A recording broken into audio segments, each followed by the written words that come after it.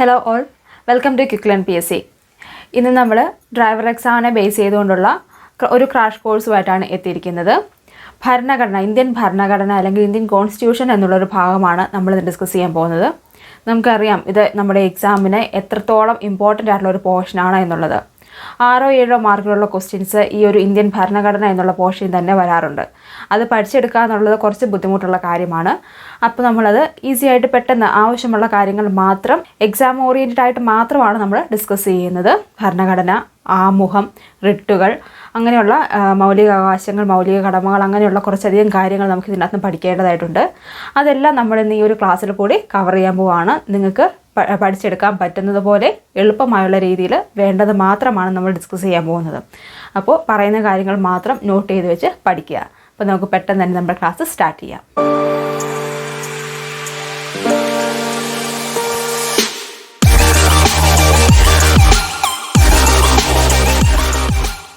ആദ്യം തന്നെ നമ്മൾ ഭരണഘടന എന്താണെന്നുള്ളത് അറിയണം. ഭരണഘടന എന്ന് പറഞ്ഞിട്ടുണ്ടെങ്കിൽ ഒരു രാജ്യത്തിൻ്റെ പരമോന്നത നിയമ സംഹിതയെയാണ് നമ്മൾ ഭരണഘടന എന്ന് പറയുന്നത്. ഒരു പൗരന് ആവശ്യമായുള്ള അയാളുടെ മൗലികാവകാശങ്ങൾ, കടമകൾ, അങ്ങനെയുള്ള കാര്യങ്ങളെല്ലാം പ്രതിപാദിച്ചിരിക്കുന്നത് ഭരണഘടനയിലാണ്. നമ്മുടെ ഇന്ത്യൻ ഭരണഘടന എന്ന് പറയുന്നത് ഒരു ലിഖിത ഭരണഘടനയാണ്. അപ്പോൾ ഭരണഘടനകൾ 2 തരമുണ്ട്, ലിഖിതമുണ്ട്, അലിഖിതവുമുണ്ട്. അതിൽ ലിഖിത ഭരണഘടനയാണ് നമ്മുടെ ഇന്ത്യയുടേത്. അപ്പോൾ ഏറ്റവും വലിയ ലിഖിത ഭരണഘടനയുള്ള രാജ്യമാണ് ഇന്ത്യ. അപ്പോൾ തന്നെ നമുക്ക് അടുത്തൊരു ക്വസ്റ്റ്യനും വരും. അപ്പോൾ ഏറ്റവും ചെറിയ ലിഖിത ഭരണഘടനയുള്ള രാജ്യം ഏതാണ് എന്നുള്ളത്. അമേരിക്കയാണ് അതിൻ്റെ ഉത്തരം. അപ്പോൾ നമ്മുടെ ഈ ഭരണഘടന എന്ന് പറയുന്ന കാര്യം കടമെടുത്തിട്ടുള്ളത് നമ്മുടെ അമേരിക്കയിൽ നിന്നാണ്. അപ്പോൾ അമേരിക്കയാണ് ഈ പറയുന്ന ആദ്യമായിട്ട് ഭരണഘടനയും കാര്യങ്ങളൊക്കെ ഉണ്ടാക്കിയത്. അപ്പോൾ അവിടെ നിന്നാണ് നമ്മൾ ഈ ഭരണഘടനയുടെ ആശയങ്ങളും അതുപോലെ തന്നെ മൗലികാവകാശങ്ങളും കാര്യങ്ങളും എല്ലാം നമ്മൾ കടമെടുത്തിട്ടുള്ളത് അമേരിക്കയിൽ നിന്നാണ്. അപ്പോൾ നമ്മളൊരു ലിഖിത ഭരണഘടന ഉണ്ടാക്കി വെച്ചു. അപ്പോൾ നമുക്ക് മുമ്പ് ഇവിടെ ഉണ്ടായിരുന്ന ആരാണ്? ബ്രിട്ടീഷുകാരാണ്. അപ്പോൾ ബ്രിട്ടൻ്റെ ഭരണഘടന എന്ന് പറഞ്ഞിട്ടുണ്ടെങ്കിൽ അതൊരു അലിഖിത ഭരണഘടനയാണ്. നമ്മുടേത് എഴുതപ്പെട്ട ഭരണഘടനയാണ്. നമ്മുടെ നിയമങ്ങളും കാര്യങ്ങളും ഒക്കെ എഴുതി വെച്ചിട്ടുള്ള, നമ്മുടെ പൗരൻ്റെ അവകാശങ്ങളും കാര്യങ്ങളും ഒക്കെ എഴുതി വെച്ചിട്ടുള്ള ഒരു ലിഖിത ഭരണഘടനയാണ് നമ്മുടെ ഇന്ത്യയുടേത്. പക്ഷേ നമ്മുടെ ഇവിടെ ഉണ്ടായിരുന്ന ബ്രിട്ടീഷുകാരുടെ ഭരണഘടന എന്ന് പറഞ്ഞിട്ടുണ്ടെങ്കിൽ അതൊരു അലിഖിത ഭരണഘടനയാണ്. അവരവിടെ കൂടുതലായിട്ട് ഒരു പൗരൻ്റെ അവകാശങ്ങളെക്കാളും മറ്റു കാര്യങ്ങളെക്കാളും എഴുതി വെച്ചിട്ടുള്ളത് ആചാരങ്ങളും അതുപോലെ തന്നെ നീതിന്യായ വ്യവസ്ഥയുമായിരിക്കും. ആചാരങ്ങളും നീതിന്യായ വ്യവസ്ഥയും മാത്രം എഴുതി വെക്കുന്നതാണ് ഒരു അലിഖിത ഭരണഘടന എന്ന് പറയുന്നത്. ഇസ്രായേൽ, ബ്രിട്ടൻ അതുപോലുള്ള രാജ്യങ്ങളൊക്കെ ഇപ്പോഴും ഉപയോഗിക്കുന്നത് അലിഖിത ഭരണഘടനയാണ്. അപ്പോൾ അതാണ് അതിൻ്റെ ഒരു വ്യത്യാസം. ലിഖിത ഭരണഘടനയും അലിഖിത ഭരണഘടനയും തമ്മിലുള്ള വ്യത്യാസം അതാണ്. അപ്പോൾ നമ്മുടെ ഏതായാലും ഒരു ലിഖിത ഭരണഘടനയാണ്. ഇനി നമ്മൾ നോക്കാൻ പോകുന്നത് ഈ ഭരണഘടന നിലവിൽ വന്നത് എങ്ങനെയാണ് എന്നുള്ളതാണ്. അപ്പോൾ നമ്മുടെ ഭരണഘടനയുടെ ശില്പി എന്നറിയപ്പെടുന്നത് BR അംബേദ്കർ ആണ്. അപ്പോൾ എങ്ങനെയാണ് ഇന്ന് നമ്മൾ കാണുന്ന ഈ ഒരു ഭരണഘടന എന്നുള്ള ഒരു ഫോമിലേക്ക് എത്തിയത് എന്നുള്ളതാണ് നമ്മൾ അടുത്തതായിട്ട് നോക്കാൻ പോകുന്നത്. അപ്പോൾ ഇതിൻ്റെ പിന്നിൽ പ്രവർത്തിച്ച മറ്റൊരു കാര്യമുണ്ട്. അതിൻ്റെ പേരാണ് ഭരണഘടനാ നിർമ്മാണ സഭ. ഭരണഘടന നിർമ്മാണ സഭ. ഈ ഭരണഘടനാ നിർമ്മാണ സഭയാണ് 2 വർഷവും 11 മാസവും 17 ദിവസവും എടുത്ത് നമ്മുടെ ഭരണഘടനയെ ഇന്ന് കാണുന്ന ഈ ഒരു ഫോമിലേക്ക് മാറ്റിയെടുത്തത്. അപ്പോൾ ഭരണഘടന ഇന്ന് കാണുന്ന ആ രൂപത്തിലേക്ക് മാറ്റണമെങ്കിൽ അതിന് പുറകെ കുറേ ആൾക്കാർ പ്രവർത്തിക്കണമല്ലോ. അപ്പോൾ അങ്ങനെ കുറേ ആൾക്കാർ പ്രവർത്തിച്ച് കുറച്ച് കമ്മിറ്റികളും കാര്യങ്ങളും ഒക്കെ വെച്ച് നമ്മുടെ ഇന്ത്യക്ക് സ്വന്തമായ ഒരു ഭരണഘടന വേണമെന്നുള്ള ആശയത്തിൽ നിന്ന് ഇന്ന് കാണുന്ന ഈ ഒരു ഫോമിലേക്ക് എത്തിച്ചത് ഭരണഘടനാ നിർമ്മാണ സഭയാണ്. ഭരണഘടനാ നിർമ്മാണ സഭ. ഇന്ത്യക്ക് സ്വന്തമായി ഒരു ഭരണഘടന വേണം എന്നുള്ള ആശയം ആദ്യം പറഞ്ഞത് MN റോയി ആണ്. അതിനുശേഷമാണ് ക്യാബിനറ്റ് മിഷൻ്റെ നേതൃത്വത്തിൽ നമ്മുടെ ഭരണഘടനാ നിർമ്മാണ സഭ എന്ന ആശയം മുൻപോട്ട് വന്നത്. അപ്പോൾ ഭരണഘടനാ നിർമ്മാണ സഭ എന്നുള്ള കാര്യം വന്നത് ക്യാബിനറ്റ് മിഷൻ്റെ നേതൃത്വത്തിലാണ്. അപ്പോൾ ക്യാബിനറ്റ് മിഷൻ്റെ നേതൃത്വത്തിലാണ് ഭരണഘടനാ നിർമ്മാണ സഭ നിലവിൽ വന്നത്. അപ്പോൾ ഈ ക്യാബിനറ്റ് മിഷനിലെ പ്രധാനമായ 3 അംഗങ്ങളുണ്ട്. ഈ അംഗങ്ങളുടെ പേരും കൂടെ ഓർത്ത് വെച്ചേക്കുക. Pethick Lawrence, Stafford Cripps, AV Alexander. ഈ 3 പേരാണ് ക്യാബിനറ്റ് മിഷനിലെ അംഗങ്ങൾ.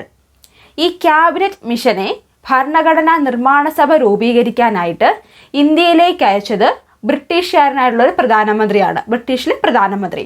ആ പ്രധാനമന്ത്രിയുടെ പേരാണ് ക്ലെമന്റ് ആറ്റ്ലി. നമുക്ക് ഫേമസ് ആയിട്ടുള്ളൊരു പേരാണ് ആറ്റ്ലി. അപ്പോൾ ക്ലെമന്റ് ആറ്റ്ലി ആണ് ആ സമയത്തെ ബ്രിട്ടീഷ് പ്രധാനമന്ത്രി. അദ്ദേഹമാണ് ഇന്ത്യക്കായി ഒരു ഭരണഘടന രൂപീകരിക്കാനായിട്ടുള്ള ഭരണഘടന നിർമ്മാണ സമിതിനെ ഉണ്ടാക്കാനായിട്ട് ഈ പറയുന്ന ക്യാബിനറ്റ് മിഷനെ ഇന്ത്യയിലേക്ക് അയച്ചത്. അപ്പോൾ ക്ലെമന്റ് ആറ്റ്ലിയാണ് ആ സമയത്തെ പ്രധാനമന്ത്രി എന്ന് ഓർക്കുക. അപ്പോൾ നമ്മുടെ ഈ ഭരണഘടനാ നിർമ്മാണ സഭ നിലവിൽ വന്നത് 1946 ഡിസംബർ 6-നാണ്. ഇതിൻ്റെ ആദ്യ സമ്മേളനം നടന്നത് ഡിസംബർ 9-ന്. നിലവിൽ വന്നു കഴിഞ്ഞ് 3 ദിവസം കൂടെ കഴിഞ്ഞിട്ടാണ് ആദ്യ സമ്മേളനം നടക്കുന്നത്. അപ്പോൾ ഡിസംബർ 9-ന് ആദ്യത്തെ സമ്മേളനം നടക്കുന്നു. ആദ്യത്തെ സമ്മേളനം നടന്ന സമയത്ത് ഒരു പ്രസിഡന്റ് ഉണ്ടായിരുന്നു, അതിന് താൽക്കാലികമായൊരു അധ്യക്ഷൻ ഉണ്ടായിരുന്നു. ആ അധ്യക്ഷനായിരുന്നു ഡോക്ടർ സച്ചിദാനന്ദ സിൻഹ. ഇദ്ദേഹമായിരുന്നു ആദ്യത്തെ ഈ ഒരു സമ്മേളനത്തിലെ അധ്യക്ഷൻ എന്ന് പറയുന്നത്, താൽക്കാലിക അധ്യക്ഷൻ എന്ന് പറയുന്നത് ഡോക്ടർ സച്ചിദാനന്ദ സിൻഹയായിരുന്നു. അതിനുശേഷമുള്ള മീറ്റിങ്ങുകൾ വന്നപ്പോഴേക്കും ഈ ഭരണഘടനാ നിർമ്മാണ സഭയ്ക്ക് ഒരു സ്ഥിരം അധ്യക്ഷനുണ്ടായി. ആ സ്ഥിരം അധ്യക്ഷനാണ് ഡോക്ടർ രാജേന്ദ്ര പ്രസാദ്. അപ്പോൾ സ്ഥിരം അധ്യക്ഷൻ അല്ലെങ്കിൽ സ്ഥിരം പ്രസിഡന്റ് എന്ന് പറയുന്നത് ഡോക്ടർ രാജേന്ദ്ര പ്രസാദ് ആണ്. ആദ്യത്തെ സമ്മേളനം നടന്നപ്പോൾ അവിടെ ഒരു താൽക്കാലിക അധ്യക്ഷനുണ്ടായിരുന്നു. ആ അധ്യക്ഷന്റെ പേരാണ് ഡോക്ടർ സച്ചിദാനന്ദ സിൻഹ. ഇപ്പം 2 ഡോക്ടേഴ്സ് ഉണ്ട് കേട്ടോ. ഇനി ഈ ഒരു ഭരണഘടനാ നിർമ്മാണ സഭയെ ആദ്യമായി അഭിസംബോധന ചെയ്തത് JB കൃപലാനി. ഇദ്ദേഹമാണ് ഭരണഘടനാ നിർമ്മാണ സഭയെ ആദ്യമായി അഭിസംബോധന ചെയ്തത്. ഈ ഭരണഘടനാ നിർമ്മാണ സഭയുടെ ജോലി എന്താണ്? നമ്മുടെ ഭരണഘടന ഉണ്ടാക്കുക എന്നുള്ളതാണ് അല്ലേ. അപ്പോൾ ഇതിന് വരുന്ന പ്രധാനപ്പെട്ട ഡെവലപ്മെൻറ്റ്സും കാര്യങ്ങളും ഒക്കെ നമ്മുടെ ഈ ഒരു വലിയ ആൾക്കാരെ അറിയിക്കുക എന്നുള്ള ഒരു കടമ കൂടി ഉണ്ടല്ലോ. അതിനുവേണ്ടി ഒരു കമ്മിറ്റി ഉണ്ടായിരുന്നു. ആ കമ്മിറ്റിയുടെ പേരാണ് ഭരണഘടന കരട് കമ്മിറ്റി അല്ലെങ്കിൽ ഡ്രാഫ്റ്റിംഗ് കമ്മിറ്റി എന്നാണ് അതിന് പറയുക. ഡ്രാഫ്റ്റിംഗ് കമ്മിറ്റി, ഭരണഘടന കരട് നിർമ്മാണ സഭ എന്നതിനെ പറയും, അല്ലെങ്കിൽ ഡ്രാഫ്റ്റിംഗ് കമ്മിറ്റി എന്ന് പറയും. അപ്പോൾ അങ്ങനെ ഒരു കാര്യം കൂടി ഉണ്ടായിരുന്നു. ആ ഡ്രാഫ്റ്റിംഗ് കമ്മിറ്റിയുടെ ചുമതല എന്താണ്? ഇതിനകത്ത് വരുന്ന പ്രധാനപ്പെട്ട ഡെവലപ്മെൻറ്റ്സ് എന്തൊക്കെയാണ്, നമ്മുടെ ഈ ഒരു ഭരണഘടന ഉണ്ടാക്കി എന്തൊക്കെ ആയിട്ടുണ്ട്, എന്തൊക്കെ കാര്യങ്ങളാണ് ഇത് ചെയ്യുന്നതെന്നൊക്കെയുള്ള കാര്യങ്ങളൊക്കെ മറ്റുള്ളവരെ അറിയിക്കുക എന്നുള്ളതാണ് ഈ ഒരു ഡ്രാഫ്റ്റിംഗ് കമ്മിറ്റിയുടെ ജോലി. അപ്പോൾ ഈ ഡ്രാഫ്റ്റിംഗ് കമ്മിറ്റിയുടെ പ്രധാനപ്പെട്ട ആളെന്ന് പറഞ്ഞിട്ടുണ്ടെങ്കിൽ അത് BR അംബേദ്കർ ആയിരുന്നു. അപ്പോൾ അത്രയും കാര്യങ്ങൾ കൂടി ഞാൻ ഓർത്ത് വെക്കുക. അപ്പോൾ ഡ്രാഫ്റ്റിംഗ് കമ്മിറ്റി എന്ന് പറഞ്ഞാൽ ഒരു കമ്മിറ്റി മാത്രമല്ല ഉള്ളത്, 22 കമ്മിറ്റിയോളം ഉണ്ടായിരുന്നു ഈ ഒരു ഭരണഘടനാ നിർമ്മാണ സഭയുടെ ഈ ഒരു പ്രവർത്തനവും കാര്യങ്ങളുമായിട്ട് ബന്ധപ്പെട്ടിട്ട്. അപ്പോൾ ഒരു ഭരണഘടന ഉണ്ടാക്കിയെടുക്കാണല്ലോ, അപ്പോൾ അതിനുവേണ്ടി ഒരുപാട് കമ്മിറ്റികളും കാര്യങ്ങളും വേണം. അതിലെ ഏറ്റവും പ്രധാനപ്പെട്ട കമ്മിറ്റിയാണ് ഡ്രാഫ്റ്റിംഗ് കമ്മിറ്റി അല്ലെങ്കിൽ കരട് നിർമ്മാണ സഭ എന്ന് പറയുന്നത്. അതിൻ്റെ അധ്യക്ഷനായിരുന്നു അല്ലെങ്കിൽ അതിൻ്റെ പ്രധാനപ്പെട്ട ആളായിരുന്നു ആര്? നമ്മുടെ BR അംബേദ്കർ. അപ്പോൾ അത്രയും കാര്യങ്ങൾ ഈ ഒരു ഭരണഘടനാ നിർമ്മാണ സഭയുമായി ബന്ധപ്പെട്ട് ഓർത്ത് വെക്കുക. അപ്പോൾ നമ്മുടെ ഭരണഘടന നിലവിൽ വരുന്നതിനായിട്ട് ഇതിൻ്റെ പിന്നിൽ പ്രവർത്തിച്ചതാണ് ഭരണഘടനാ നിർമ്മാണ സഭ എന്ന് പറയുന്നത്. ഇത് നിലവിൽ വന്നത് 1946 ഡിസംബർ 6-നാണ്. ആദ്യ സമ്മേളനം നടന്നത് ഡിസംബർ 9-നാണ്. അപ്പോൾ ഈ ഒരു ഭരണഘടനാ നിർമ്മാണ സഭ എന്ന് പറയുന്ന കാര്യം ഇന്ത്യയിലേക്ക് വരാൻ കാരണമായത് ക്യാബിനറ്റ് മിഷനാണ്. അപ്പോൾ ഈ ക്യാബിനറ്റ് മിഷനെ ഇന്ത്യയിലേക്ക് അയച്ചത് ബ്രിട്ടീഷ് പ്രധാനമന്ത്രിയായിട്ടുള്ള ക്ലെമന്റ് ആറ്റ്ലിയാണ്. ഇദ്ദേഹമാണ് ക്യാബിനറ്റ് മിഷനെ ഇന്ത്യയിലേക്ക് അയച്ചത്. അതിനുശേഷമാണ് ഭരണഘടനാ നിർമ്മാണ സഭ നിലവിൽ വന്നത്. ഈ സംഭവം നിലവിൽ വന്നതിന് ശേഷമാണ് നമുക്കൊരു ഭരണഘടന കിട്ടിയത്. അപ്പോൾ ഈ ഒരു ഭരണഘടനയുടെ കാര്യങ്ങളൊക്കെ അറിയിക്കാൻ വേണ്ടി ഒരു കമ്മിറ്റി ഉണ്ടായിരുന്നു. ആ കമ്മിറ്റിയുടെ പേരാണ് ഡ്രാഫ്റ്റിംഗ് കമ്മിറ്റി അല്ലെങ്കിൽ ഭരണഘടന കരട് നിർമ്മാണ സഭ. പ്രധാനപ്പെട്ട മറ്റു ചില കാര്യങ്ങൾ കൂടി നോക്കാം.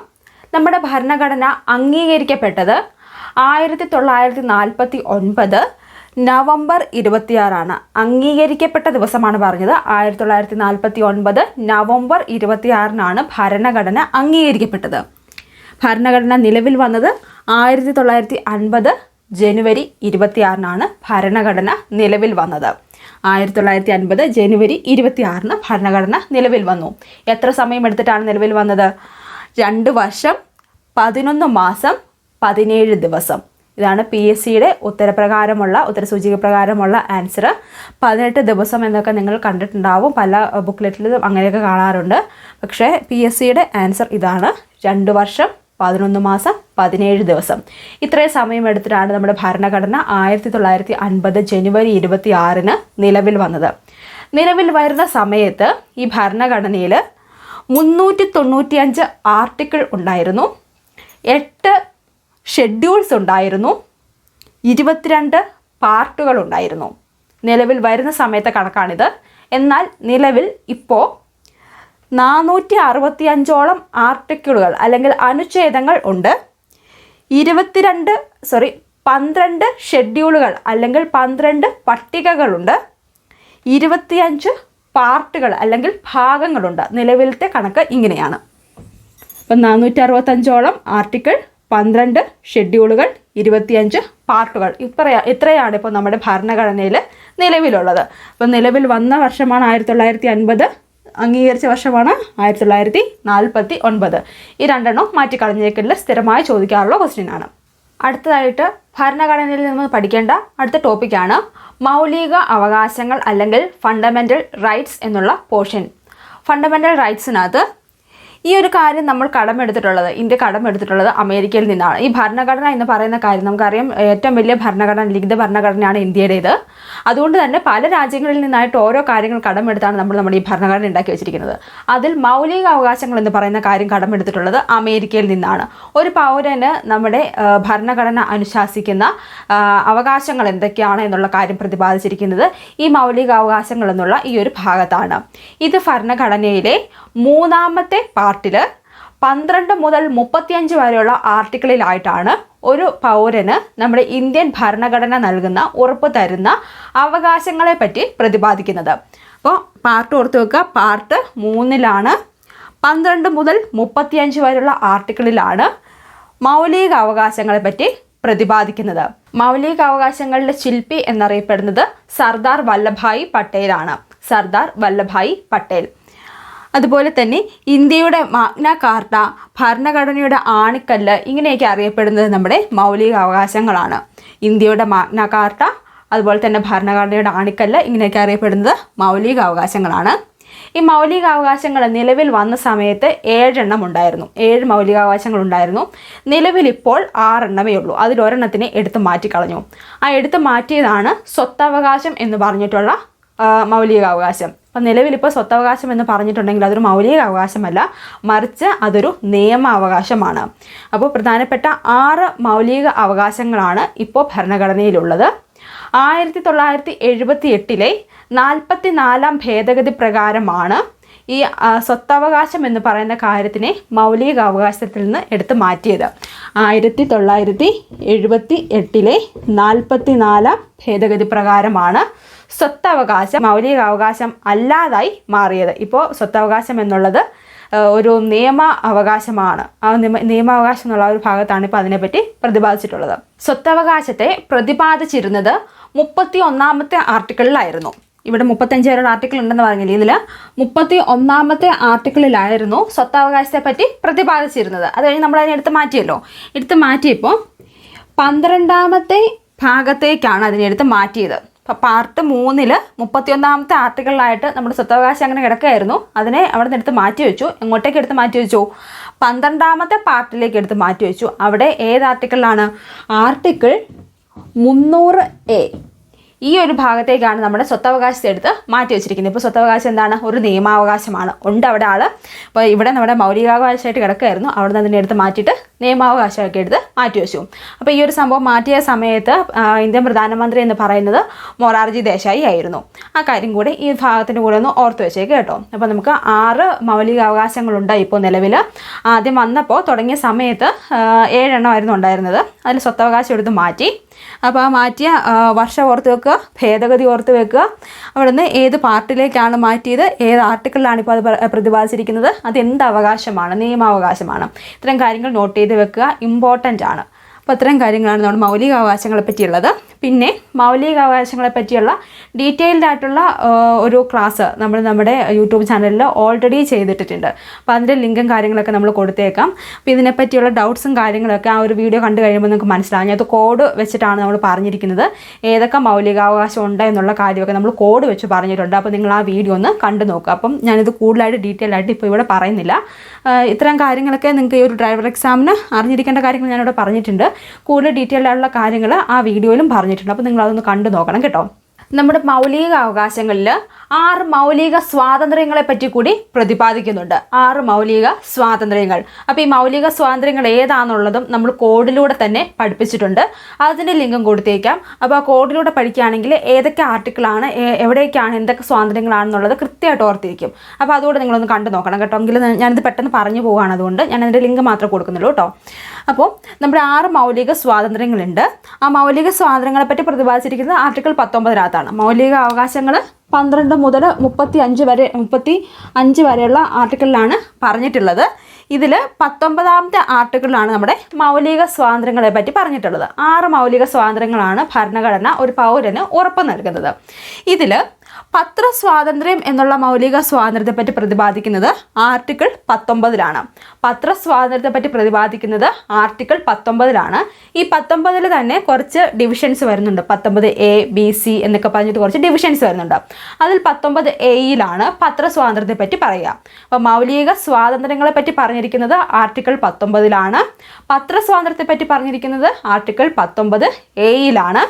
ഇനി ഒരു കുറ്റത്തിന് ഒരു വ്യക്തിയെ ഒന്നിലധികം തവണ ശിക്ഷിക്കാൻ പാടില്ല എന്ന് പറയുന്നത് ആർട്ടിക്കിൾ 20 ആർട്ടിക്കിൾ 20 ഒരു വ്യക്തിയെ ഒരു കുറ്റത്തിന് തന്നെ ഒന്നിലധികം തവണ ശിക്ഷിക്കാൻ പാടില്ല എന്നുള്ള കാര്യം പ്രതിപാദിക്കുന്ന ആർട്ടിക്കിൾ 20 അതുപോലെ തന്നെ ജീവിക്കാനും വ്യക്തി സ്വാതന്ത്ര്യത്തിനുമുള്ള അവകാശം നൽകുന്നത് ആർട്ടിക്കിൾ 21 ഈ ആർട്ടിക്കിൾ 21 തന്നെയാണ് മൗലികാവകാശങ്ങളുടെ അടിത്തറ എന്ന് വിശേഷിപ്പിക്കുന്നത്. മൗലികാവകാശങ്ങളുടെ അടിത്തറ എന്ന് പറയുന്നത് ആർട്ടിക്കിൾ 21 അതിന് കാരണം വ്യക്തി സ്വാതന്ത്ര്യത്തെപ്പറ്റി അതിൽ പ്രതിപാദിക്കുന്നുണ്ട്. അതുപോലെ തന്നെ 6 മുതൽ 14 വയസ്സ് വരെയുള്ള കുട്ടികൾക്ക് നിർബന്ധിത വിദ്യാഭ്യാസം ഉറപ്പുവരുത്തണം എന്നുള്ള കാര്യം ഈ ഒരു ആർട്ടിക്കിളിലാണ് പറയുന്നത്. അത് ആർട്ടിക്കിൾ 21A എന്നുള്ള ഭാഗത്താണ് ഈ ഒരു വിദ്യാഭ്യാസത്തിനെ പറ്റിയുള്ള കാര്യം പ്രതിപാദിക്കുന്നത്. 6 മുതൽ 14 വയസ്സ് വരെയുള്ള കുട്ടികൾക്ക് വിദ്യാഭ്യാസം ഉറപ്പ് നൽകണം എന്നുള്ളത് ഈ ഒരു ആർട്ടിക്കിൾ 21A പറയുന്നത്. അപ്പോൾ ഇങ്ങനെ ജീവിക്കാനും വ്യക്തി സ്വാതന്ത്ര്യത്തിനുമുള്ള അവകാശവും ഈ വിദ്യാഭ്യാസത്തിൻ്റെ അവകാശവും എല്ലാം ഇതിനകത്താണ് പ്രതിപാദിക്കുന്നത്. അതുകൊണ്ട് തന്നെ മൗലിക അവകാശങ്ങളുടെ അടിത്തറ എന്നറിയപ്പെടുന്നത് ഈ ആർട്ടിക്കിൾ 21A എന്നുള്ള ഈ ഒരു ആർട്ടിക്കിളാണ്. മൗലിക അവകാശങ്ങൾ ഭേദഗതി ചെയ്യാൻ അവകാശമുള്ളത് പാർലമെന്റിനാണ്. അടിയന്തരാവസ്ഥക്കാലത്ത് ഈ പറയുന്ന മൗലിക അവകാശങ്ങൾ റദ്ദ് ചെയ്യുന്നത് രാഷ്ട്രപതിയാണ്. അപ്പോൾ അടിയന്തരാവസ്ഥ വന്നിട്ടുണ്ടെങ്കിൽ 144 എന്ന് പറയുന്ന കാര്യം പ്രഖ്യാപിച്ചിട്ടുണ്ടെങ്കിൽ ഇതിനകത്ത് കുറച്ച് മൗലിക അവകാശങ്ങൾ റദ്ദായി പോകും. ആ റദ്ദായി പോകുന്നതിനകത്ത് ഈ പറയുന്ന ആർട്ടിക്കിൾ 19 എന്ന് പറയുന്ന കാര്യമുണ്ട്.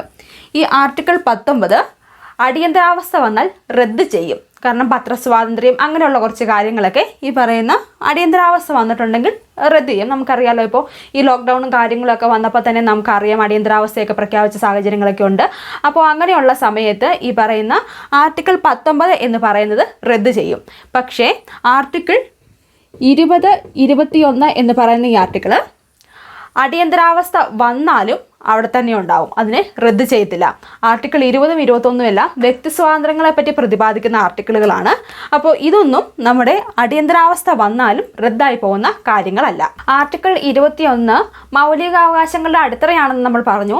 ഇതിനകത്ത് ഒരു ഭേദഗതി കൂടെ കൊണ്ടുവന്നിട്ടുണ്ട്, ആർട്ടിക്കിൾ 21A എന്ന് പറയുന്നത്. കാരണം അത് 6 മുതൽ 14 വയസ്സ് വരെയുള്ള കുട്ടികളുടെ വിദ്യാഭ്യാസം ഉറപ്പ് വരുത്തുന്ന ഒരു അനുച്ഛേദമായിരുന്നു ആർട്ടിക്കിൾ 21A എന്ന് പറയുന്നത്. ഇത് 86-ാം ഭേദഗതി പ്രകാരമാണ് വന്നത്. 21 എന്ന് പറയുന്ന ആർട്ടിക്കിളിനകത്തേക്ക് കൂട്ടിച്ചേർത്തതാണ് 21A എന്ന് പറയുന്നത്. അപ്പോൾ അത് വിദ്യാഭ്യാസവുമായി ബന്ധപ്പെട്ടിട്ടുള്ള ആർട്ടിക്കിളാണ്, അത് മറക്കരുത്. 86-ാം ഭേദഗതി പ്രകാരമാണ് 2002 ഈ ഒരു കാര്യം നിലവിൽ വന്നത്. ഇനി നമ്മൾ നോക്കാൻ പോകുന്നു ബാലവേലയ്ക്ക് എതിരെ, ഈ പറയുന്ന കുട്ടികൾക്ക് ബാലവേലയ്ക്ക് എതിരെയുള്ള കാര്യങ്ങളൊക്കെ പ്രസ്താവിക്കുന്ന ആർട്ടിക്കിളാണ് ആർട്ടിക്കിൾ 24 എന്ന് പറയുന്നത്. ബാലവേല നിരോധനവുമായി ബന്ധപ്പെട്ടിട്ടുള്ള കാര്യങ്ങൾ പ്രസ്താവിക്കുന്ന ആർട്ടിക്കിളാണ് ആർട്ടിക്കിൾ 24 എന്നുള്ളത്. അപ്പോൾ ബാലവേല ഇല്ലാത്ത ഉൽപ്പന്നങ്ങളുടെ എല്ലാം പുറകിലൊരു മാർക്ക് ഉണ്ടാകും, അതിനെയാണ് റഗ് മാർക്ക് എന്ന് പറയുന്നത്. കുട്ടികളെ കൊണ്ടുള്ള ജോലികളൊന്നും ചെയ്യിപ്പിക്കാണ്ട് ഉണ്ടാക്കിയിട്ടുള്ള ഉൽപ്പന്നങ്ങളൊക്കെ റഗ് മാർക്ക് എന്ന് പറയുന്ന ഒരു മാർക്ക് അതിനകത്ത് ഉണ്ടാവും. അപ്പം ബാലവേല നിരോധനവുമായി ബന്ധപ്പെട്ടുള്ള ആർട്ടിക്കിൾ 24. അപ്പം ബാലവേല ഇല്ലാണ്ട് ഉണ്ടാക്കിയ ഉൽപ്പന്നങ്ങൾക്ക് അതൊക്കെ റഗ് മാർക്ക് എന്ന് പറഞ്ഞിട്ടുള്ള മാർക്ക് ഉണ്ടാവും, ഈ ഒരു മുദ്ര ഉണ്ടാവും. ഇനി അടുത്തതായിട്ടുള്ളത് നമ്മുടെ ന്യൂനപക്ഷങ്ങൾക്ക് വേണ്ടിയിട്ടുള്ള അവകാശങ്ങളും കാര്യങ്ങളും പ്രതിപാദിക്കുന്ന ആർട്ടിക്കിളുണ്ട് നമ്മുടെ ഭരണഘടനയിൽ. അത് ആർട്ടിക്കിൾ 29, 30 അപ്പോൾ ന്യൂനപക്ഷങ്ങൾക്ക് വേണ്ടിയിട്ടുള്ള സാംസ്കാരികപരവും വിദ്യാഭ്യാസപരവുമായ കാര്യങ്ങൾ പ്രതിപാദിക്കുന്ന ആർട്ടിക്കിളാണ് ആർട്ടിക്കിൾ 29, 30. ഇതിൽ ആർട്ടിക്കിൾ 29 ന്യൂനപക്ഷങ്ങളുടെ അവകാശങ്ങളും കാര്യങ്ങളും എല്ലാം പ്രതിപാദിക്കുന്നത് ആർട്ടിക്കിൾ 29. ആർട്ടിക്കിൾ 30 ന്യൂനപക്ഷങ്ങൾക്ക് സ്വന്തമായി വിദ്യാഭ്യാസ സ്ഥാപനങ്ങൾ തുറക്കാനും അത് നടത്തിക്കാനുമുള്ള അവകാശങ്ങളും കാര്യങ്ങളും എല്ലാം പ്രതിപാദിക്കുന്നത് ആർട്ടിക്കിൾ 30. അപ്പോൾ ഈ ആർട്ടിക്കിൾ 29 ന്യൂനപക്ഷങ്ങളുടെ അവകാശങ്ങളും കാര്യങ്ങളും ഒക്കെ പ്രതിപാദിക്കുന്നതാണ്. ആർട്ടിക്കിൾ 30 ന്യൂനപക്ഷ സമുദായത്തിൽപ്പെട്ട ആൾക്കാർക്ക് ഈ പറയുന്ന വിദ്യാഭ്യാസ സ്ഥാപനങ്ങൾ തുടങ്ങാനും നടത്തിപ്പിനുള്ള അവകാശങ്ങളും കാര്യങ്ങളൊക്കെ പ്രതിപാദിക്കുന്നതാണ് ആർട്ടിക്കിൾ 30 എന്ന് പറയുന്നത്. അപ്പോൾ ന്യൂനപക്ഷങ്ങൾക്ക് വേണ്ടിയുള്ള 2 ആർട്ടിക്കിളുണ്ട്, ആർട്ടിക്കിൾ 29 30. ആർട്ടിക്കിൾ 32 എന്ന് പറഞ്ഞിട്ടുണ്ടെങ്കിൽ ഭരണഘടനാ പ്രതിവിധിക്കെതിരെയുള്ള അവകാശങ്ങളാണ് ആർട്ടിക്കിൾ 32. അതായത് ഭരണഘടനയ്ക്കെതിരെ എന്തെങ്കിലും ഒരു കാര്യത്തിന് ഒരു പൗരന് വേണ്ടിയിട്ടുള്ള കാര്യങ്ങളെല്ലാം പ്രതിപാദിക്കുന്നത് ഈ ആർട്ടിക്കിൾ 32-നാണ്. ഭരണഘടന പ്രതിവിധിക്ക് എതിരെയുള്ള അവകാശങ്ങളാണ് ആർട്ടിക്കിൾ 32-നകത്ത് പറയുന്നത്. മൗലിക അവകാശങ്ങളിൽ മൗലികമായത് എന്ന് പറയുന്നത് ഈ പറയുന്ന ആർട്ടിക്കിൾ 32-ആണ്. അതുപോലെ തന്നെ ഭരണഘടനയുടെ ഹൃദയം, ആത്മാവ് എന്നൊക്കെ ഡോക്ടർ BR അംബേദ്കർ വിശേഷിപ്പിച്ചത് ഈ പറയുന്ന ആർട്ടിക്കിൾ 32-നെയാണ്. ഇത്തരം കാര്യങ്ങൾ കൂടെ നമ്മുടെ ഒരു മൗലിക അവകാശങ്ങൾ എന്ന് പറയുന്ന ഭാഗത്ത് നിന്ന് ഓർത്ത് വെച്ചേക്കുക. 6 മുതൽ 14 വയസ്സ് വരെയുള്ള കുട്ടികളുടെ വിദ്യാഭ്യാസപരമായ കാര്യങ്ങൾക്ക് വേണ്ടിയുള്ളതാണ് ആർട്ടിക്കിൾ 21A എന്ന് പറയുന്നത്. ആർട്ടിക്കിൾ 21-നകത്തേക്ക് കൂട്ടിച്ചേർത്ത ഒരു കാര്യമാണ് ആർട്ടിക്കിൾ 21A എന്ന് പറയുന്നത്. 86-ാം ഭേദഗതി പ്രകാരമാണ് ഇങ്ങനൊരു ആർട്ടിക്കിൾ കൂടി ഇതിനകത്തേക്ക് കൂട്ടിച്ചേർത്തത് 2002. ഇനി ബാലവേല നിരോധനവുമായി ബന്ധപ്പെട്ടുള്ള കാര്യങ്ങൾ ആർട്ടിക്കിൾ 24-നകത്താണ്. ബാലവേല നിരോധന ഉൽപ്പന്നങ്ങളിൽ ബാലവേലയുമായിട്ട് ബന്ധപ്പെട്ട അവരെ കുട്ടികളെ കൊണ്ടങ്ങനെ ജോലി ചെയ്യിപ്പിച്ച് നിർമ്മിച്ചിട്ടില്ലാത്ത ഉൽപ്പന്നങ്ങളിൽ റെഗ് മാർക്ക് എന്ന് പറഞ്ഞിട്ടുള്ളൊരു അടയാളം കൂടെ ഉണ്ടാവും. ന്യൂനപക്ഷങ്ങൾക്ക് വേണ്ടി ഭരണഘടനയിൽ 2 ആർട്ടിക്കിളുണ്ട്, 29-ഉം 30-ഉം. ഇതിനകത്ത് 29-നകത്താണ് ന്യൂനപക്ഷങ്ങളുടെ അവകാശങ്ങളും കാര്യങ്ങളൊക്കെ പ്രതിപാദിക്കുന്നത്. അതുപോലെ തന്നെ ഈ ആർട്ടിക്കിൾ 30-നകത്താണ് ന്യൂനപക്ഷങ്ങൾക്ക് ഈ പറയുന്ന വിദ്യാഭ്യാസ സ്ഥാപനങ്ങൾ തുറക്കാനും നടത്തിപ്പിനുള്ള കാര്യങ്ങളൊക്കെ പ്രതിപാദിക്കുന്നത് 30-നകത്താണ്. 31 നമ്മൾ സ്വത്തവകാശമായിരുന്നു, മാറ്റി ഇപ്പോൾ നിയമാവകാശമാക്കി. ആർട്ടിക്കിൾ 32-ആണ് ഭരണഘടനാ പ്രതിവിധിക്കെതിരെയുള്ള അവകാശം. റിട്ടുകളും കാര്യങ്ങളൊക്കെ പ്രതിപാദിക്കുന്നത് ഈ പറയുന്ന ആർട്ടിക്കിൾ 32-നകത്താണ്. മൗലിക അവകാശങ്ങളിൽ മൗലികമായത് എന്ന് പറയുന്നത് ഈ ഒരു ആർട്ടിക്കിൾ 32-നെയാണ്. ഭരണഘടനയുടെ ഹൃദയം, ആത്മാവ് എന്നൊക്കെ ഡോക്ടർ BR അംബേദ്കർ വിശേഷിപ്പിച്ചത് ഈ ആർട്ടിക്കിൾ 32-നെയാണ്. ഇതിനെപ്പറ്റിയുള്ള ഡീറ്റെയിൽ ആയിട്ടുള്ള കാര്യങ്ങളെല്ലാം നമ്മൾ ഓൾറെഡി വീഡിയോ ആയിട്ട് സെപ്പറേറ്റ് ചെയ്തിട്ടുണ്ട്. അതിൻ്റെ ലിങ്കൊക്കെ ഞാൻ പ്രൊവൈഡ് ചെയ്തിട്ടുണ്ട്. താഴെ ഡിസ്ക്രിപ്ഷൻ ബോക്സിൽ അത് വന്നിട്ടുണ്ടാവും. നിങ്ങളത് ഡീറ്റെയിൽ ആയിട്ടുള്ള കാര്യങ്ങൾ അറിയാൻ വേണ്ടിയിട്ട് ആ വീഡിയോ ഒന്നുകൂടെ കണ്ടു നോക്കുക. അടുത്തായി നമ്മൾ നോക്കാൻ പോകുന്നത് റിട്ടുകളാണ്. റിട്ടുകൾ എന്ന് പറയുന്നത് മൗലിക അവകാശങ്ങൾ സംരക്ഷിക്കാൻ വേണ്ടി കോടതി പുറപ്പെടുവിക്കുന്ന ഉത്തരവുകളെയാണ് റിട്ടുകൾ എന്ന് പറയുന്നത്. സുപ്രീം കോടതിക്കും ഹൈക്കോടതിക്കുമാണ് റിട്ടുകൾ പുറപ്പെടുവിക്കാൻ വേണ്ടിയിട്ടുള്ള അധികാരമുള്ളത്. ആർട്ടിക്കിൾ 32 പ്രകാരം സുപ്രീം കോടതിയും ആർട്ടിക്കിൾ 226 പ്രകാരം ഹൈക്കോടതിയുമാണ് റിട്ടുകൾ പുറപ്പെടുവിക്കുന്നത്. അപ്പോൾ മൗലികാവകാശങ്ങൾ സംരക്ഷിക്കാൻ വേണ്ടിയിട്ടാണ് ഈ പറയുന്ന റിട്ടുകൾ പുറപ്പെടുവിക്കുന്നത്. കോടതി പുറപ്പെടുവിക്കുന്ന ഉത്തരവുകളാണ്. അപ്പോൾ മൗലികാവകാശങ്ങളുടെ സംരക്ഷകർ എന്നറിയപ്പെടുന്നത് കോടതിയാണ്. അങ്ങനെയും ക്വസ്റ്റ്യൻ ഉണ്ട്. മൗലികാവകാശങ്ങളുടെ സംരക്ഷകർ എന്നറിയപ്പെടുന്നത് കോടതിയാണ്. എന്തുകൊണ്ടാണ്? മൗലികാവകാശങ്ങളുടെ സംരക്ഷകരായിട്ടുള്ള ഈ കോടതിയാണ് റിട്ടുകൾ പുറപ്പെടുവിക്കുന്നത്. നമ്മുടെ മൗലികാവകാശങ്ങൾ സംരക്ഷിക്കാൻ വേണ്ടിയുള്ള ഉത്തരവുകളാണ് റിട്ടുകൾ. സുപ്രീം കോടതിക്കും ഹൈക്കോടതിക്കുമാണ് റിട്ടുകൾ പുറപ്പെടുവിക്കാനുള്ള അധികാരം. പ്രധാനമായും 5 തരത്തിലുള്ള റിട്ടുകളാണുള്ളത്. ഒന്നാമത്തേത് ഒരുപക്ഷെ നമ്മുടെ സിനിമയിലും ഒക്കെ കേട്ട് പരിചയമുള്ള റിട്ടാണ് ഹേബിയസ് കോർപ്പസ്. രണ്ടാമത്തേത് മാൻഡമസ്. മൂന്നാമത്തേത് ക്വോ വാറന്റോ. നാലാമത്തേത് പ്രൊഹിബിഷൻ. അഞ്ചാമത്തേത് സെർഷ്യോററി. ഈ 5 റിട്ടുകളാണുള്ളത്. Habeas corpus, mandamus, quo warranto, prohibition, certiorari. ഇങ്ങനെ 5 തരത്തിലുള്ള റിട്ടുകളാണ് ഉള്ളത്. ഇതിൽ ഒന്നാമത്തെ റിട്ടാണ് ഹേബിയസ് കോർപ്പസ്. നിങ്ങൾക്ക് ശരീരം ഏറ്റെടുക്കാം എന്ന അർത്ഥമാണ് ഹേബിയസ് കോർപ്പസ് എന്നുള്ള ഈ ഒരു വാക്കിനുള്ളത്. നിങ്ങൾക്ക് ശരീരം ഏറ്റെടുക്കാം എന്നുള്ളതാണ് ഈ ഒരു വാക്കിൻ്റെ അർത്ഥം. ഒരു വ്യക്തിയെ അന്യായമായി തടങ്കലിൽ വെച്ചിരിക്കുകയാണ് എങ്കിൽ അവരെ കോടതി മുൻപായി ഹാജരാക്കണം എന്നുള്ള ഉത്തരവാണ് ഇതിലൂടെ പുറപ്പെടുവിക്കുന്നത്. ഇപ്പോൾ ആരെങ്കിലും ഒരാളെ തടവിലൊക്കെ വെച്ചിരിക്കുകയാണ്, അങ്ങനെ പറഞ്ഞ് ഒരാൾ ഈ പറയുന്ന കോടതിയിൽ കേസ് കൊടുക്കുകയാണെങ്കിൽ തീർച്ചയായിട്ടും ഹേബിയസ് കോർപ്പസിന് വേണ്ടിയിട്ട് പറയുന്ന സുപ്രീം കോടതി ആണെങ്കിലും ഹൈക്കോടതി ആണെങ്കിലും ഉത്തരവിടും. അപ്പോൾ ആ ഒരു തടവിൽ പാർപ്പിച്ചിരിക്കുന്ന ആളെ ആരാണോ അവരെ കോടതി മുമ്പായി ഹാജരാക്കിയിരിക്കണം. അതിനെയാണ് നമ്മൾ ഹേബിയസ് കോർപ്പസ് എന്ന് പറയുന്നത്. രണ്ടാമത്തേത് മാൻഡമസ്. മാൻഡമസ് എന്ന് പറഞ്ഞിട്ടുണ്ടെങ്കിൽ ഇപ്പോൾ ഒരു വ്യക്തിയെയോ അല്ലെങ്കിൽ ഒരു സ്ഥാപനത്തെയോ സ്വന്തം കർത്തവ്യം നടത്താൻ വേണ്ടിയിട്ട് അനുശാസിച്ചുകൊണ്ടുള്ള കോടതിയുടെ ഉത്തരവിനെയാണ് നമ്മൾ മാൻഡമസ് എന്ന് പറയുന്നത്. സാധാരണഗതിയിൽ ഒരു വ്യക്തിയെ വെച്ചിട്ട് ഇങ്ങനൊരു ഉത്തരവ് പറയാറില്ല. ഏതെങ്കിലും ഒരു സ്ഥാപനത്തെയോ മറ്റോ വെച്ചിട്ടാണ് ഇങ്ങനൊരു കാര്യം പറയുക. സ്വന്തം കർത്തവ്യം നിർവഹിക്കൂ എന്ന് പറഞ്ഞിട്ടുള്ള ഒരു ഉത്തരവാണ് ഈ പറയുന്ന മാൻഡമസ് എന്ന് പറയുന്നത്. അടുത്തത് ക്വോ വാറന്റോ ആണ്. ഒരു ഉദ്യോഗസ്ഥൻ തനിക്ക് അർഹത ഇല്ലാത്ത ഒരു പദവി വഹിക്കുകയാണെങ്കിൽ അതിൽ നിന്നും അയാളെ തടയുന്നതിനോ അല്ലെങ്കിൽ അങ്ങനെ ഒരു ജോലി ഒഴിഞ്ഞു കിടപ്പുണ്ട് എന്നുള്ള കാര്യത്തെപ്പറ്റി അറിയിക്കുകയോ ചെയ്യുന്ന ഒരു റിട്ടിനെയാണ് നമ്മൾ കോവാറൻഡോ എന്ന് പറയുന്നത്. അപ്പോൾ ഈ പറയുന്ന കോവാറൻഡോയ്ക്ക് വേണ്ടിയിട്ട് ഇതൊരു പൊതുജന താല്പര്യാർത്ഥം ഏതൊരു ഇന്ത്യൻ പൗരന് വേണമെങ്കിലും കോവാറൻഡോ എന്നുള്ള ഈ ഒരു റിട്ടിന് വേണ്ടിയിട്ടുള്ള ഹർജി സമർപ്പിക്കാവുന്നതാണ്. ഈ ഒരു റിട്ട് ആദ്യമായിട്ട് വന്നത് ഇംഗ്ലണ്ടിനാണ്. അപ്പോൾ ഒരു ഉദ്യോഗസ്ഥൻ തനിക്ക് അർഹതയില്ലാത്തൊരു സ്ഥാനത്താണ് ഇരിക്കുന്നതെങ്കിൽ, ഒരു പദവിയിലാണ് ഇരിക്കുന്നതെങ്കിൽ അതിനെ തടയുന്നതിന് വേണ്ടിയിട്ടോ അങ്ങനെ ഒരു കാര്യം അവിടെ കിടപ്പുണ്ടെങ്കിൽ, അങ്ങനെ ഒരു കാര്യം അല്ലെങ്കിൽ ഒരു ജോലി അവിടെ അല്ലെങ്കിൽ ഒരു വേക്കൻസി അവിടെ ഉണ്ടെങ്കിൽ ആ കാര്യം അറിയിക്കുന്നതിനൊക്കെ വേണ്ടിയിട്ടുള്ള ഒരു റിട്ടിനെയാണ് നമ്മൾ കോവാറൻഡോ എന്ന് പറയുന്നത്.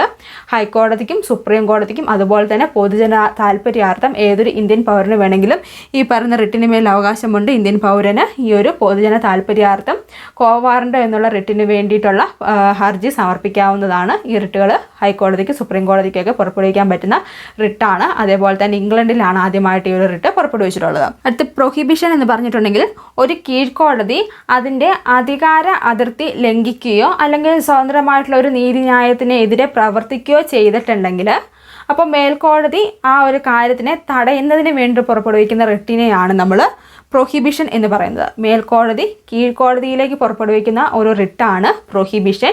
ഇപ്പോൾ കീഴ്ക്കോടതി അതിൻ്റെ അധികാര അതിർത്തി ലംഘിക്കുകയോ അല്ലെങ്കിൽ സ്വതന്ത്രമായ ഒരു നീതിന്യായ വ്യവസ്ഥ ഉറപ്പുവരുത്താതിരിക്കുകയോ ചെയ്യുകയാണ് എങ്കിൽ ഈ പറഞ്ഞ മേൽക്കോടതിക്ക് കീഴ്ക്കോടതിയോട് ഒരു റിട്ട് പുറപ്പെടുവിക്കാൻ സാധിക്കും. അതിനെയാണ് പ്രൊഹിബിഷൻ എന്ന് പറയുന്നത്. അവസാനത്തേത് സെർഷ്യോററി. ഒരു കേസ് കീഴ്ക്കോടതിയിൽ നിന്നും മേൽക്കോടതിയിലേക്ക് മാറ്റാൻ വേണ്ടിയിട്ടുള്ള ഉത്തരവിനെയാണ് സെർഷ്യോററി എന്ന് പറയുന്നത്. അപ്പോൾ ഇത്രയുമാണ് പ്രധാനപ്പെട്ട 5 റിട്ടുകൾ. ഇത് പ്രതിപാദിക്കുന്ന ആർട്ടിക്കിൾ 32-നകത്താണ്. ഹൈക്കോടതി ആണെങ്കിൽ ആർട്ടിക്കിൾ 226 അനുസരിച്ചാണ് റിട്ടുകൾ പുറപ്പെടുവിക്കുന്നത്. അടുത്തായി നമ്മൾ പറയാൻ പോകുന്നത് മൗലിക കടമകളാണ്, അല്ലെങ്കിൽ ഫണ്ടമെന്റൽ ഡ്യൂട്ടീസ് എന്ന് പറയുന്ന കാര്യം. ഈ ഒരു കാര്യം നമ്മുടെ ഭരണഘടനയിൽ ഉൾപ്പെടുത്തിയത് സ്വരൺ സിംഗ് കമ്മിറ്റിയുടെ ശുപാർശ പ്രകാരമാണ്. അത് നമ്മുടെ ഭരണഘടന രൂപീകരിക്കുന്ന സമയത്ത് ഈ പറയുന്ന മൗലിക കടമകളും കാര്യങ്ങളും ഒന്നും ഉണ്ടായിരുന്നില്ല. അതിനുശേഷം 1976 റഷ്യയിൽ നിന്നും മൗലിക കടമകൾ എന്ന് പറയുന്ന കാര്യം ഇന്ത്യൻ ഭരണഘടനയിലേക്ക് കൂട്ടിച്ചേർത്തത്. അങ്ങനെ കൂട്ടിച്ചേർത്ത സമയത്ത് 10 മൗലിക കടമകളാണ് നമ്മുടെ ഇന്ത്യൻ ഭരണഘടനയിലേക്ക് കൂട്ടിച്ചേർത്തത്. അപ്പോൾ ആർട്ടിക്കിൾ 51A ഭാഗം 4A ഈ പറയുന്ന മൗലിക കടമകളെ പറ്റി പ്രതിപാദിച്ചിരിക്കുന്നത്. അതായത് ഭാഗം 4 ഭാഗം 3 എന്താണ് പറയുന്നത്? പാർട്ട് 3 എന്ന് പറയുന്നതിനകത്ത് മൗലിക അവകാശങ്ങളെ പറ്റിയാണ് പറഞ്ഞിരിക്കുന്നത്.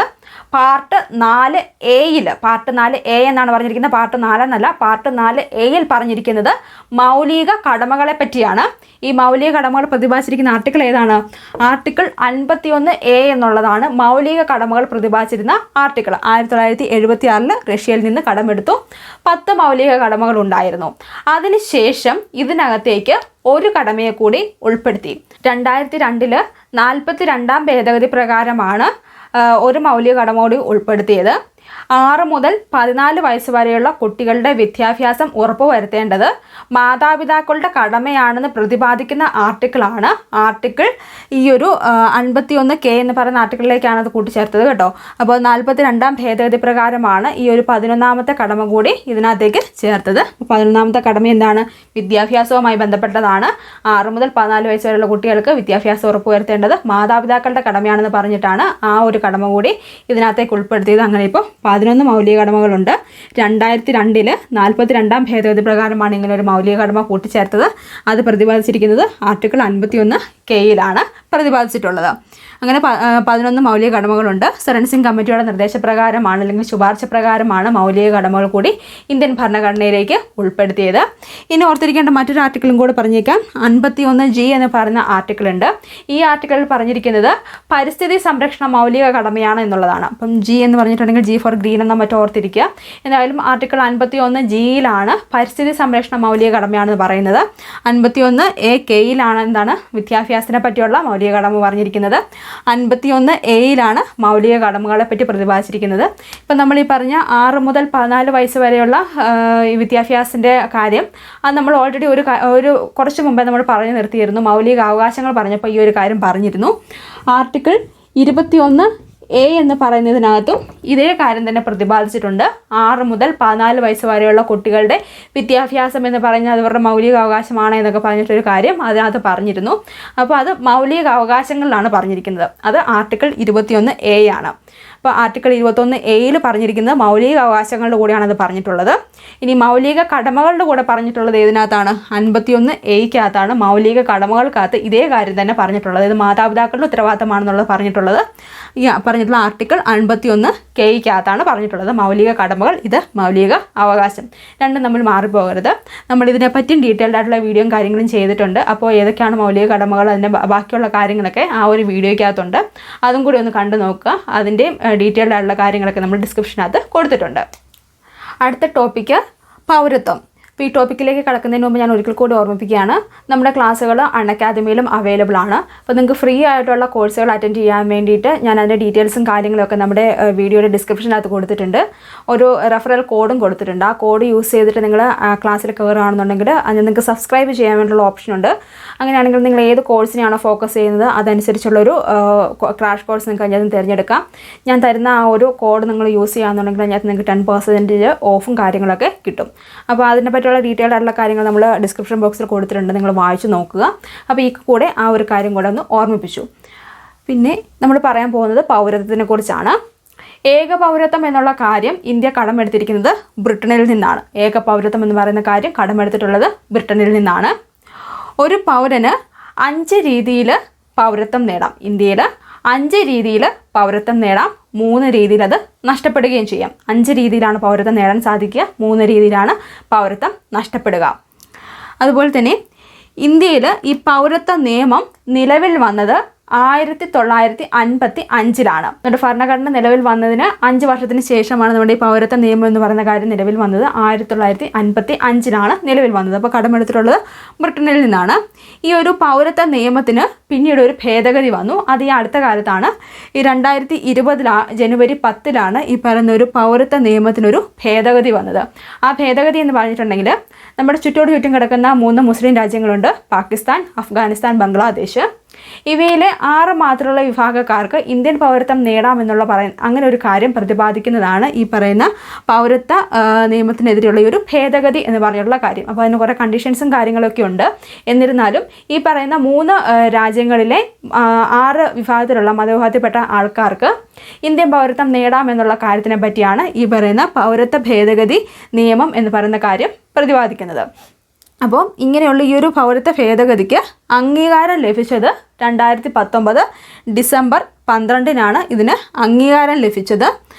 ലോക്സഭയിലും രാജ്യസഭയിലും പാസ്സാക്കിയ സമയങ്ങളാണ് കൊടുത്തിരിക്കുന്നത്.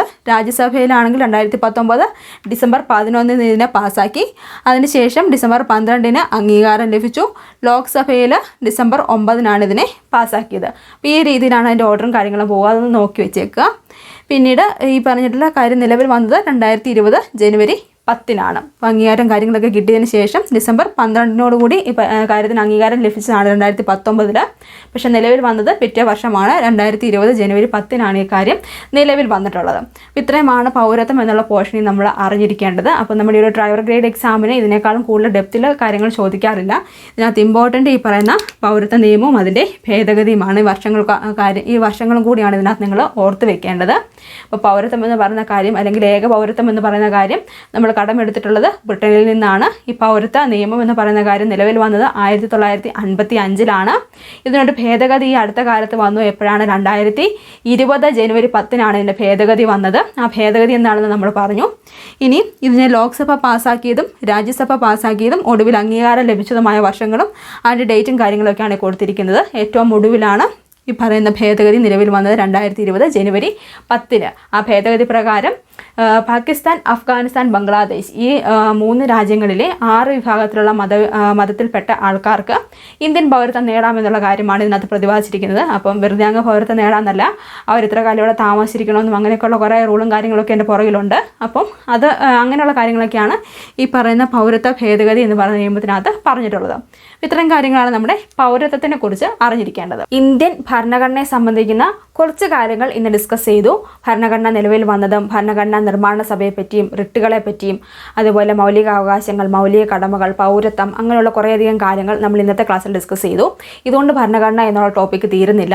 ഇനിയും പറയാനുണ്ട്, ഇതിനെപ്പറ്റി ആമുഖത്തെ പറ്റി പറയാനുണ്ട്, അതുപോലെ തന്നെ പ്രധാനപ്പെട്ട കുറച്ച് ആർട്ടിക്കിളുകളെ കുറിച്ച് പറയാനുണ്ട്. അങ്ങനെ കുറച്ച് കാര്യങ്ങൾ കൂടെ നമുക്ക് ഇതിനകത്ത് ഡിസ്കസ് ചെയ്യാനുണ്ട്. അടുത്തൊരു ചെറിയ ക്ലാസ്സോട് കൂടി തന്നെ നമ്മുടെ ഈ ഒരു ആർട്ടിക്കിൾ അല്ലെങ്കിൽ നമ്മുടെ ഭരണഘടന എന്ന് പറയുന്ന ഒരു പോർഷൻ തീരും. അപ്പോൾ അടുത്തൊരു ക്ലാസ്സുമായിട്ട് നമുക്ക് വീണ്ടും കാണാം. നമ്മുടെ ക്ലാസ് ആദ്യമായിട്ടാണ് കാണുന്നതെന്നുണ്ടെങ്കിൽ സബ്സ്ക്രൈബ് ചെയ്യണം. നിങ്ങളുടെ അഭിപ്രായങ്ങളൊക്കെ അറിയിക്കുകയും വേണം. താങ്ക്